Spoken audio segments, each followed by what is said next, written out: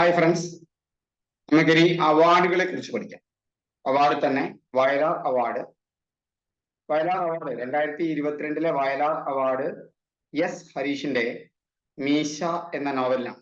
ഒരുപാട് വിവാദം ഉണ്ടാക്കിയ ഒരു നോവലാണിത്. മാതൃഭൂമിയിൽ പ്രസിദ്ധീകരണം വരികയും നിർത്തിവെക്കേണ്ടി വരികയും ചെയ്തു. 2022 വയലാർ അവാർഡ് അവാർഡാണ് എസ് ഹരീഷിന്റെ മീശ എന്ന നോവലിനാണ്.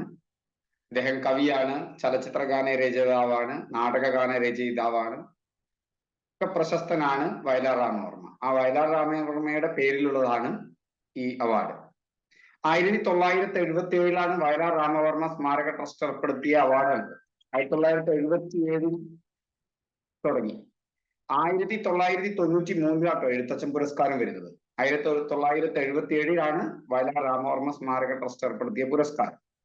മറന്നു പോകേണ്ട, 1993 എഴുത്തച്ഛൻ പുരസ്കാരം 2022 കിട്ടുന്നത് ആർക്കാണ്? സേതു മാധവനാണ്. എന്നാൽ വയലാർ അവാർഡ് ആർക്കാണ്? എസ് ഹരീഷിനാണ്. ഓരോ വർഷത്തെയും മലയാള ഭാഷാ സാഹിത്യത്തിലെ ഏറ്റവും നല്ല സൃഷ്ടിക്ക് നൽകുന്ന പുരസ്കാരമാണിത്. പക്ഷെ എഴുത്തച്ഛൻ പുരസ്കാരം മലയാളത്തിലെ ഏറ്റവും പരമോന്നതമായ സാഹിത്യ പുരസ്കാരമാണ്. അത് നൽകുന്നത് സമഗ്ര സംഭാവനയ്ക്കാണ്, സാഹിത്യത്തിനുള്ള സമഗ്ര സംഭാവനയ്ക്കാണ്. ഇത് ഏറ്റവും നല്ല സൃഷ്ടിക്ക് ഓരോ വർഷത്തെയും. അപ്പോ വയലാർ അവാർഡ് ഓർത്തു വെക്കുമ്പോൾ ആ ബന്ധപ്പെട്ട പുസ്തകം കൂടി ഓർത്തു വെക്കണം. ഇവിടെ എസ് ഹരീഷിനാണ്, ഇത് മീശയ്ക്കാണ്. എഴുത്തച്ഛൻ പുരസ്കാരമാണ് ഏറ്റവും വലിയ സമ്മാന തുക. പക്ഷെ വയലാർ പുരസ്കാരത്തിന്റെ സമ്മാന തുക 1 ലക്ഷം രൂപയാണ്. വയലാർ സമ്മാനത്തിന് 1 ലക്ഷം രൂപയാണ് സമ്മാന തുക വരുന്നത്. വയലാർ പുരസ്കാരം ആദ്യം ലഭിച്ചത് ആർക്കാണ്? ലളിതാംബിക അന്തർജനത്തിനാണ് വയലാർ പുരസ്കാരം ആദ്യം ലഭിച്ചത്. വയലാർ പുരസ്കാരം ആദ്യമായി ലഭിച്ചത് ആർക്കാണ്? ലളിതാംബിക അന്തർജനം. അവരുടെ പ്രധാനപ്പെട്ട കൃതിയാണ് അഗ്നിസാക്ഷി. അതേസമയം നമുക്കറിയാം എഴുത്തച്ഛൻ പുരസ്കാരം ആദ്യമായി കിട്ടുന്നത് ശൂരനാട് കുഞ്ഞൻപിള്ളയ്ക്കാണ്.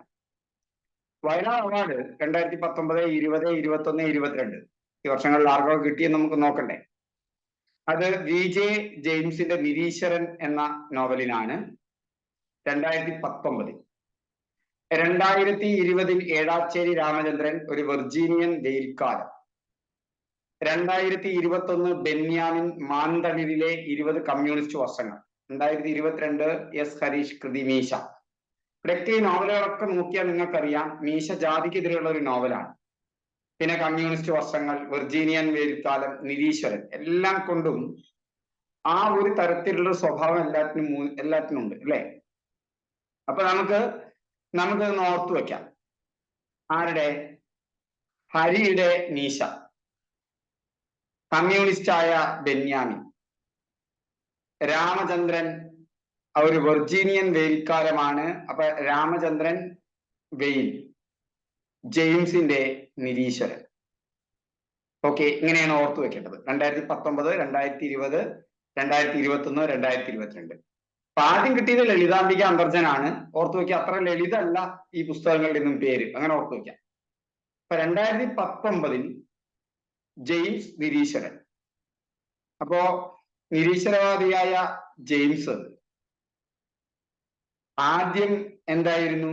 രാമനെ ഭജിച്ചിരുന്ന ഒരാളായിരുന്നു എന്ന് ഓർത്തു വെക്കുക.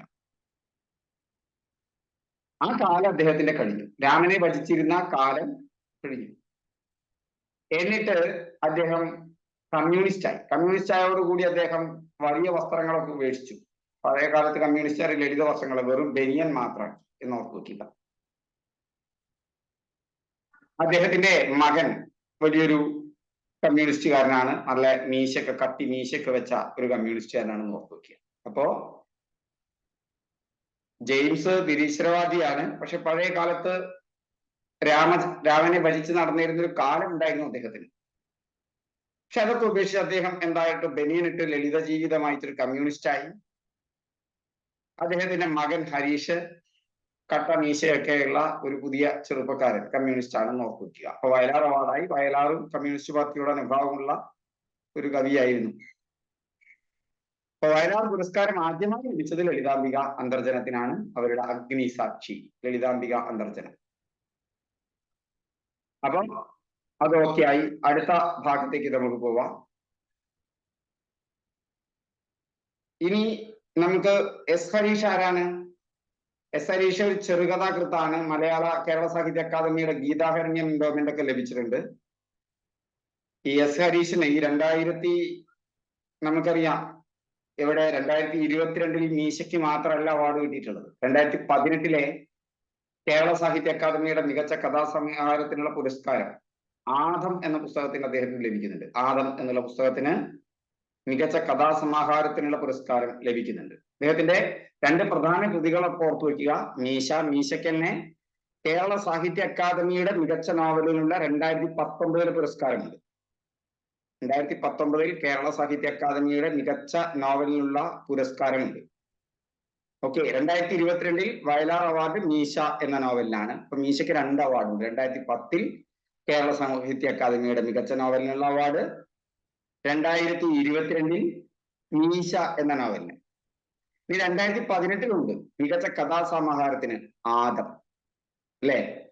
ആദം, അതുപോലെ തന്നെ മീശ. ആദവും മീശയും. ആദത്തിന്റെ മീശ എന്ന് ഓർത്തു വെച്ചാൽ, ആരുടെ മീശ? ആദം അവല്ലേ, അതിൽ ആദത്തിന്റെ മീശ എന്ന് ഓർത്തു വെച്ചാൽ മതി.